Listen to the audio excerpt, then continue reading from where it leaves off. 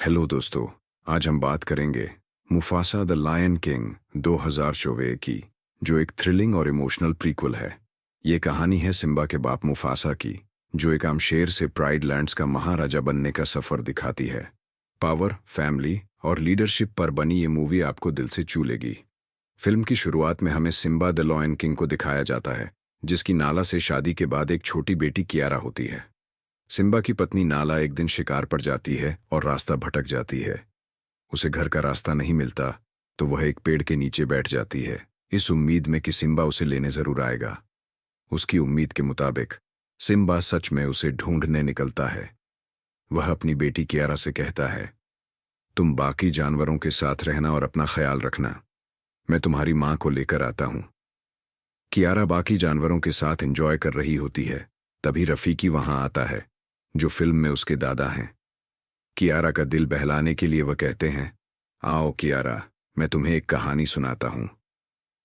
ये कहानी है एक शेर मुफासा की, जो पहले एक आवारा माना जाता था, लेकिन बाद में बादशाह बना। असल फिल्म यहीं से शुरू होती है। हम छोटे मुफासा को उसके माता पिता के साथ देखते हैं। वे बंजर जमीनों पर रहते थे। कई साल बारिश न होने की वजह से वहां के सभी जानवर बीमार हो चुके थे। मुफासा अपने माता पिता से पूछता है, वहां सामने जिन पहाड़ों से रोशनी आ रही है, वह कौन सी जगह है? उसकी मां बताती हैं, उस जगह का नाम मिलेल है। एक दिन हम वहां जरूर जाएंगे, सुना है वहां हर चीज है और जानवर अमन से रहते हैं। इन बातों के दौरान बारिश शुरू हो जाती है। जानवर खुशी से झूम उठते हैं, लेकिन उन्हें पता नहीं था कि यह खुशी जल्द ही बदकिस्मती में बदल जाएगी। बारिश बढ़ते बढ़ते इतनी ज्यादा हो जाती है कि वहां बाढ़ आ जाती है। बाढ़ में कई जानवर डूबने लगे और मुफासा भी बहते पानी में गिर गया। उसके डैड उसे बचाने के लिए तुरंत पानी में कूदे और उसे मुंह से पकड़कर किसी तरह बचा लिया। इससे पहले कि वह खुद भी पानी में डूब जाते, उन्होंने मुफासा को पास के पत्थरों की तरफ फेंक दिया, जहां उसकी मां उसे अपने पास बुला रही थी। लेकिन मुफासा को डर लग रहा था। तभी वहां एक हाथी आ गया। हाथी के टकराने से वह पत्थर टूट गया जिस पर मुफासा खड़ा था, और वह फिर से पानी में गिर गया। लेकिन किस्मत से उसे पानी में बहती एक लकड़ी मिल गई। लकड़ी पर चढ़कर उसने अपनी जान बचाई। पानी का तेज बहाव मुफासा को बहाते हुए एक छोटे तालाब में ले आया। वहां उसकी मुलाकात उसके जैसे ही एक छोटे शेर टाका से हुई। टाका ने मुफासा को तैरते हुए देखा और पास आकर कहा, तुम्हारे पीछे बड़े बड़े मगरमच्छ हैं। ये सुनकर मुफसा घबरा गया और वह तैरते हुए किनारे तक आया, जहां से टाका उसकी मदद करता है उसे तालाब से बाहर निकालने में। लेकिन अब ऐसा लग रहा था कि देर हो चुकी है। वो मगरमच्छ बिल्कुल उनके करीब थे, लेकिन ठीक वक्त पे यहां टाका की मॉम ने आकर उन मगरमच्छों पे गुराकर उन्हें यहां से भगा दिया और ये दोनों बच गए। अब टाका मॉम से कहता है, मॉम, हम मुफासा को क्या अपने घर ले चले? लेकिन उसकी मॉम मना कर देती है, क्योंकि उनके ग्रुप का एक रूल था, वो किसी भी आवारा को अपने साथ नहीं रखते थे। तब एम्फासा बोला, नहीं, मैं वारा नहीं हूं। मेरे डैड अपने एरिया के किंग हैं, लेकिन अब वहां सैलाब आ गया है और उसी सैलाब में बहते हुए मैं अपने मॉम डैड से दूर आ गया हूं। उसकी ये दुखी कहानी सुनकर टाका की मॉम भी इमोशनल हो गई और उसे लेकर अपने घर आ गई, जहां पर टाका के डैड भी थे। लेकिन वो मुफसा को देखकर और ज्यादा गुस्सा हो गए। गुस्से में उन्होंने भी टाका की मॉम से वही कहा जो टाका की मॉम ने कहा था, कि हम आवारा को अपने ग्रुप में नहीं रखते। इधर दोबारा मुफासा बोला, मैं आवारा नहीं हूं, मैं जानता हूं मेरे मॉम टट मुझे ढूंढते हुए एक दिन यहां जरूर आ जाए। और वैसे भी मैं बहुत टैलेंटेड हूं, मैं इतना तेज भाग सकता हूं कि आपको भी रेस में हरा दूं। ये सुनकर किंग बोले, अच्छा ठीक है, अगर ऐसे ही बात है तो तुम टाका को हरा कर दिखाओ, फिर हम तुम्हें अपने ग्रुप में रखने को मान जाएंगे। रेस शुरू हो जाती है और हम देखते हैं कि टाका की स्पीड मुफासा से कहीं ज्यादा थी। वो आगे आगे बढ़ रहा था। एक पॉइंट तो ऐसा भी आया कि मुफसा गलती से पानी में गिर गया। वो डूबने ही वाला था कि ठीक वक्त पे आकर टाका ने उसकी जान बचाई। जिसके बाद जब रेस कंटन हुई, तब भी टाका आगे आगे था। वो चाहता तो बड़ी आसानी से ये रेस जीत जाता, लेकिन उसे एक दोस्त, एक भाई की जरूरत थी। ये कहते हुए उसने अपनी स्पीड कम कर दी और ऐसे मुफासा को ये रेस जीतने दी। ये देखकर टाका के डैड को बहुत गुस्सा आया कि टाका हार गया। लेकिन टाका इस सबसे बहुत खुश था, क्योंकि फाइनली उसकी इस हार से उसे एक भाई, एक दोस्त मिल गया है। वो तो इस चीज पे बहुत खुश था, लेकिन यहाँ उसके डैड उसे समझाते हैं, टाका ध्यान से रहना, ये जिसे तुम अपना भाई समझ रहे हो, ये तुमसे तुम्हारा असल भी छीन सकता है। खैर अब देखा, बया जाता है कि टाका और मुफसा दोनों ही एक दूसरे की कंपनी बहुत एंजॉय करते थे। जानवरों के साथ खेलते कूदते वो बड़े हो गए। सब कुछ नॉर्मल चल रहा था, लेकिन एक बात जब नॉर्मल थी, टाका के डैड ने मुफासा को कभी अपने ग्रुप का मेंबर नहीं समझा था। वो उसे आज तक आवारा ही समझते थे। एक दिन देखने को मिला कि मुफसा अपनी मोम के साथ यानी टाका की मोम के साथ शिकार पर गया था। टाका छुपके से पीछे खड़ा हुआ था। ये लोग इससे पहले कि हिरन का शिकार करते इनके सामने एक बहुत बड़ा खतरा आ गया, इनके सामने आ गए सफेद शेर, जो इनसे कहीं ज्यादा ताकतवर होते हैं। इन्हें देखकर टाका छुप गया और यह चीज उसके मॉम ने भी नोटिस की। और जब वो सफेद शेर इनके इलाके की हिरणों पे वार करने लगे तो तब टाका की मॉम उनके सामने आ गई। इन दोनों के दरमियान में लड़ाई हो गई और अपनी मॉम को बचाने के लिए मुफसा उन सफेद शेरों से लड़ने लग गया। वो अकेला ही इन दोनों पर भारी पड़ रहा था, यहां तक कि उसने तो एक शेर को पकड़कर मार भी डाला। अपने साथी के मरने से दूसरा सफेद शेर कमजोर हो गया और यहां से चला गया, जिसके बाद मुफसा अपनी मॉम को लेकर वापस यहां आया। यहां आकर टाका और मुफसा की मॉम अपने लायन किंग को बताती है कि अगर मुफसा ना होता तो आज मेरी जान ना बचती। मुफसा उतने ताकतवर शेरों के साथ अकेले लड़ा और उसने मेरी जान बचा ली। इस मर्तबा वो पहली बार थी जब किंग ने मुफसा को अच्छे तरीके से बुलाया और कहा कि मैं तुम्हारा एहसानमंद रहूंगा। हमेशा तुमने मेरी वाइफ की जान जो बचाई है। अभी उसने यही बोला कि मुफसा कहने लगा, मुझे हवाओं का रुख बता रहा है कि वो शेर हमसे बदला ले लेने आ रहे हैं। अगर आप चाहे तो किसी खबरी को वहां भेजकर उनकी खबर ले सकते हैं। बादशाह के कहने पर उनका खबरी जब सफेद शेरों के झुंड के पास गया तो वहां देखने को मिला मुफसा ने जिस शेर को मारा था वह वहां के बादशाह का बेटा था और अब बादशाह के अंदर बदले की आग भड़क चुकी थी। मुफसा को तो वह बाद में आकर मारती जब उन्हें यह पता चला कि दूसरा शेर उनके बेटे को वहां अकेला मरने के लिए छोड़ आया था, तो उन्होंने सबसे पहले मिलकर उसी शेर को मार डाला। और इस चीज से मुफसा के ग्रुप के शेर को यह बात पता चले कि वो लोग बहुत ही बेरहम और ताकतवर हैं। साथ ही वो अब अपना बदला लेने के लिए भी इनके पास आएंगे। अब मुफसा किम ग्रुप का खबरी शेर वापस आया और उसने बादशाह को बताया कि वो शेर बहुत बेरहम, बहुत ताकतवर हैं। हम लोग उनका मुकाबला नहीं कर पाएंगे। हमारे 2 शेरों के बराबर है उनका 1 शेर, और वो लोग बहुत तेज भागते हैं। जल्द ही अपना बदला लेने के लिए वो यहां पहुंच भी जाएंगे। ये सुनकर बादशाह बहुत ज्यादा डर गए और उन्होंने टाका से कहा, अगर तुम्हें अगला बादशाह बनना है तो तुम्हें यहां से भागना पड़ेगा, नहीं तो यहां कुछ नहीं बचेगा और हमारा नामो निशान सब भूल जाएंगे।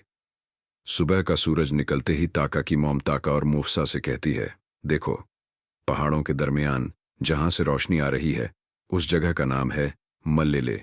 तुम्हें वहां जाना है और तब तक वहीं रहना है जब तक यहां का खतरा टल न जाए, ताकि सही वक्त पर तुम अपनी सल्तनत दोबारा संभाल सको। टाका और मुफासा वहां से निकल गए, लेकिन इतने में ही पीछे से सफेद शेरों का पूरा झुंड आ गया। उनके बादशाह ने टाका के डैड से पूछा, बताओ कौन है जिसने मेरे बेटे को मारा? टाका के डैड ने ऐसी एक्टिंग की जैसे वह इस बारे में कुछ नहीं जानते। ये देखकर सफेद शेरों के बादशाह को गुस्सा आ गया। उसी दौरान तलाशी लेते हुए बाकी शेरों को पता चल गया कि 2 शेर यहां से भागे हैं। उन्होंने उनका पीछा करना शुरू कर दिया। उनकी रफ्तार इतनी तेज थी कि वह जल्द ही टाका और मुफासा के करीब पहुंच गए। उन्हें करीब आता देख मुफासा ने टाका से कहा, टाका, हमें रुककर लड़ना चाहिए, भागना बहादुरी नहीं है। लेकिन टाका ने जवाब दिया, वह ज्यादा है और हम सिर्फ 2, हमें भाग जाना चाहिए। बातों ही बातों में सफेद शेर उनके पास पहुंच गए। उन्होंने सवाल किया, बताओ हमारे नवाब को किसने मारा? मुफासा ने बिना डरे उनकी ओर देखा और कहा, मैंने मारा। मुफासा ने सफेद शेरों को समझाने की कोशिश की कि उसने नवाब को मारा है, लेकिन उन्होंने उसकी बात पर यकीन नहीं किया। वे टाका को सूंघ चुके थे और बादशाह को टाका के खून में उनके बेटे के खून की गंध आ रही थी।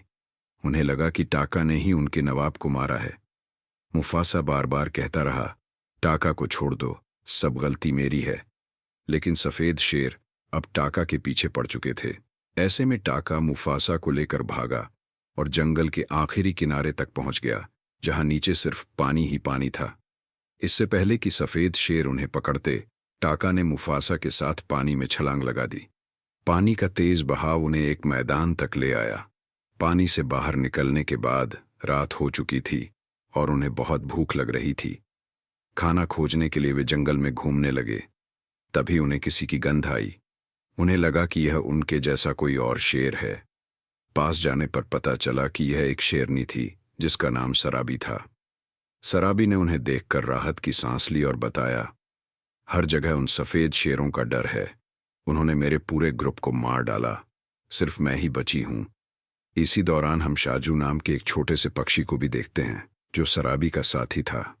शराबी के लिए ये बर्ड जासूसी का काम करता है और सफेद शेरों के आने से पहले ही उसे छुपने का कहता है। एक तरह का उसका बॉडीगार्ड है।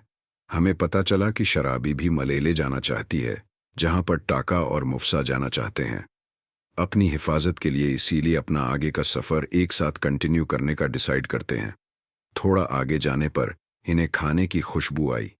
खाने की क्या, यह तो बंदरों की खुशबू थी जिन्हें ये मार खाते थे।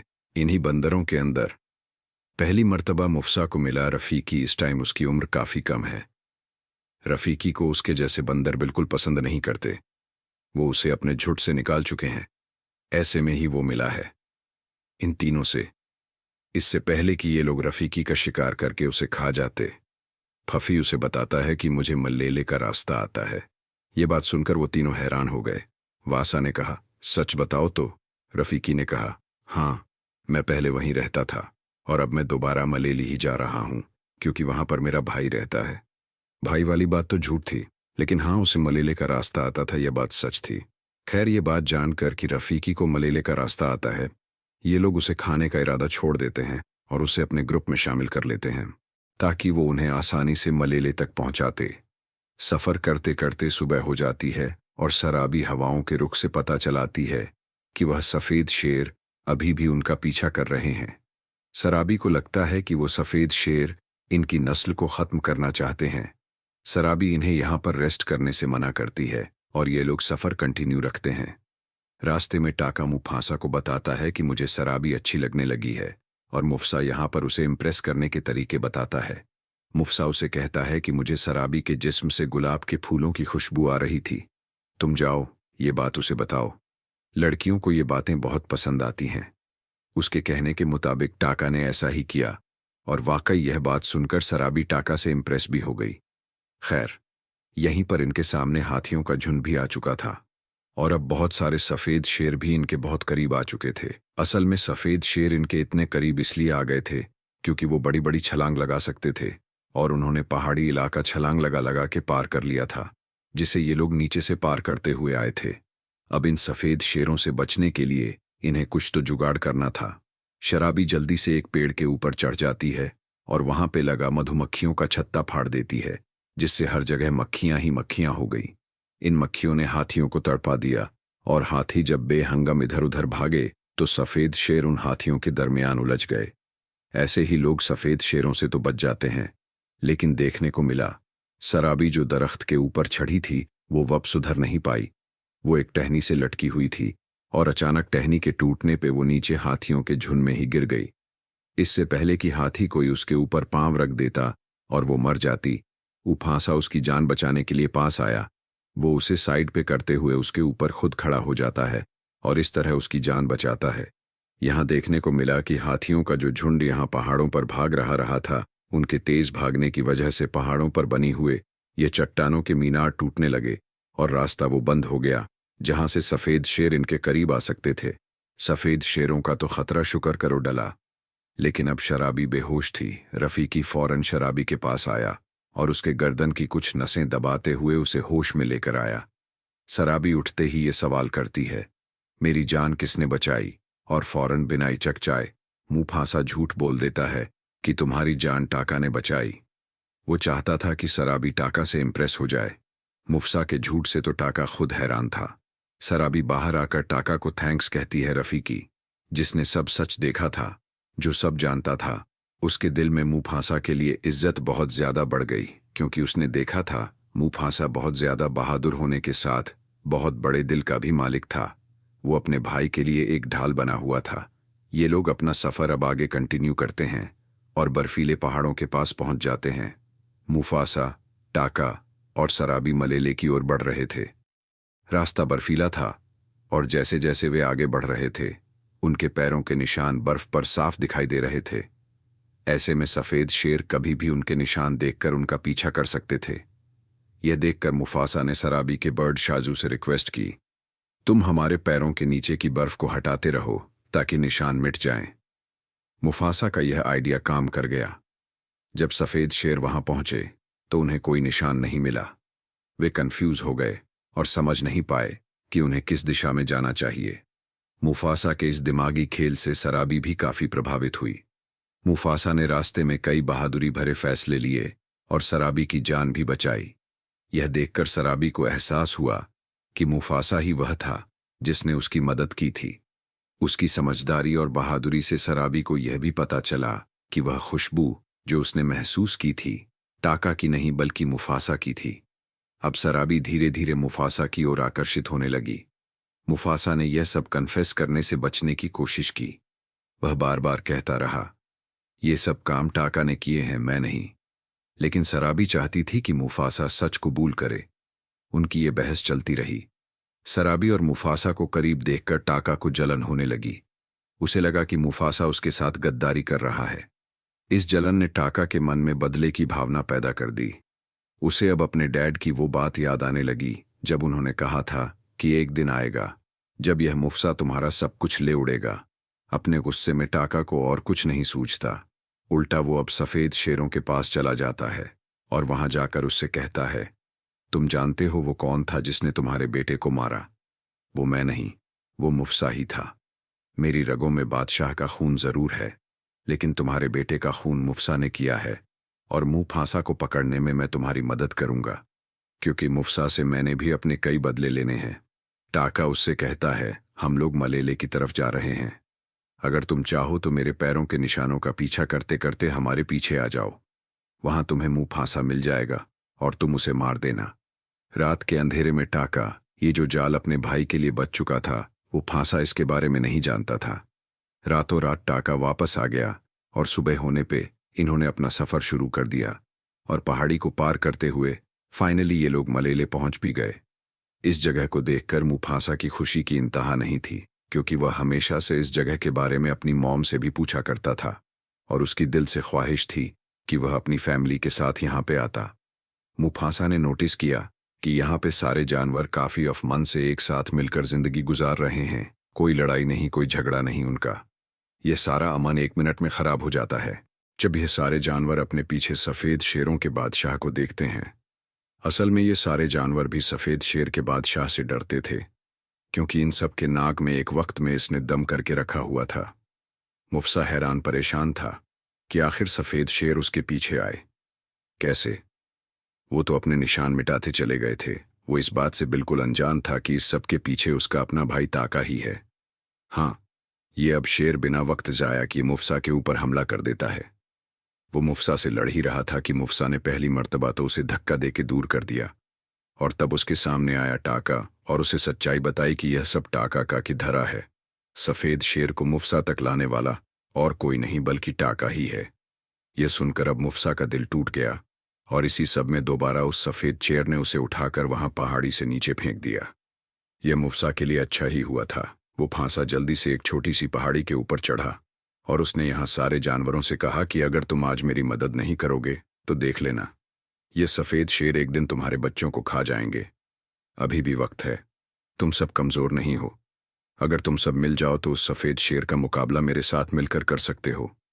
यह सुनकर सभी जानवरों के अंदर हिम्मत पैदा होती है और वह भी अपने आप को ताकतवर जानक अपना एक ग्रुप बना लेते हैं और मुफसा के साथ मिलकर सफेद शेर से अपना बदला लेने की ठान लेते हैं।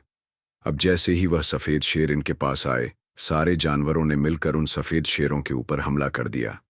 इधर जो शेरनियां थीं, उन्होंने मुफसा के ऊपर हमला कर दिया और उसे उठाकर एक पहाड़ी से नीचे फेंक दिया, जहां पे गिरने की वजह से मुफासा काफी जख्मी हो चुका था।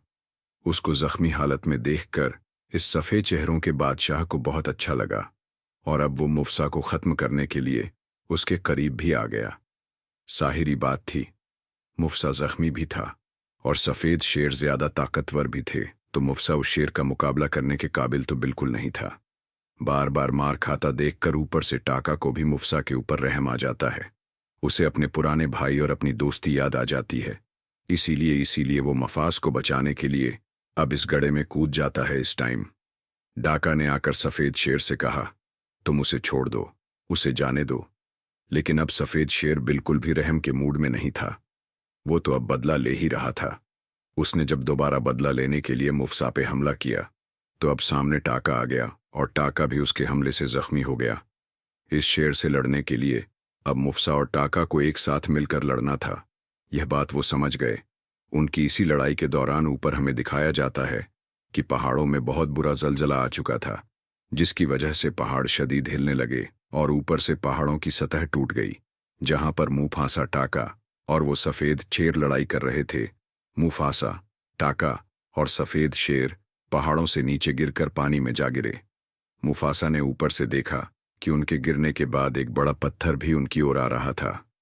पत्थर से बचने के लिए मुफासा साइड में हो गया और उसने सफेद शेर को पत्थर के नीचे धक्का दे दिया। कुछ ही पलों में वह पत्थर सफेद शेर पर गिरा, जिससे उसकी मौत हो गई। मुफासा और टाका ने अपनी बहादुरी से सफेद शेर को हरा दिया था। यह देखकर कि उनका बादशाह मारा गया है, बाकी सफेद शेर और शेरनियां डरकर वहां से भाग गईं। मलेले के लोगों ने मुफासा की बहादुरी देखकर उसे वहां का नया बादशाह घोषित कर दिया। यह सुनकर मुफासा बहुत खुश हुआ। हर तरफ मुफासा की तारीफें हो रही थीं। उसी दौरान मुफासा से मिलने उसकी माँ आई। वह इतने बड़े हुए मुफासा को पहचान नहीं पाई, लेकिन उसके नाम से उसे पहचान लिया। दोनों मिलकर बेहद खुश और इमोशनल हो गए। इसी बीच मुफासा को यह पता चला कि उसके डैड मारे जा चुके हैं। इसके बाद टाका भी वहां आया। टाका मुफासा से माफी मांगने लगा, लेकिन तभी सभी जानवर नारे लगाने लगे, इसे माफ मत करो, यह गद्दार है। यही सफेद शेरों को यहां लेकर आया था। यह आवारा हमारे दरमियान में नहीं रह सकता। यह सुनकर मुफासा ने सबको डांटा और बोला, यह मेरा हुक्म है कि टाका यही रहेगा। जब तक मेरी हुकूमत है, मेरा भाई टाका मेरे साथ रहेगा। मुफासा की अच्छाई देखकर टाका को अपने अंदर और ज्यादा गिल्ट महसूस होने लगा और उसने मुफासा से कहा, आइंदा कभी मुझे याद नहीं करना। ये कहकर वो वहां से चला गया गुमनाम पहाड़ों में। मुफासा की यह कहानी यहीं खत्म हो जाती है, जो कि रफीकी क्यारा को सुना रहा था। कहानी के खत्म होते ही हमने देखा कि क्यारा के डैड उसकी मॉम को भी यहां ले आए थे। यहां पर क्यारा को पता चला कि अब उसका एक भाई भी है, जिसे देखकर वो बहुत ज्यादा खुश हुई। तो दोस्तों, ये थी मुफासा द लायन किंग 2024 की कहानी। अगर आपको ये पसंद आई हो तो लाइक, शेयर और सब्सक्राइब करना ना भूलें। हमें कमेंट्स में बताएं कि आपको किस पार्ट ने सबसे ज्यादा इम्पैक्ट किया। अगले वीडियो के लिए जुड़े रहिए, जल्दी मिलते हैं।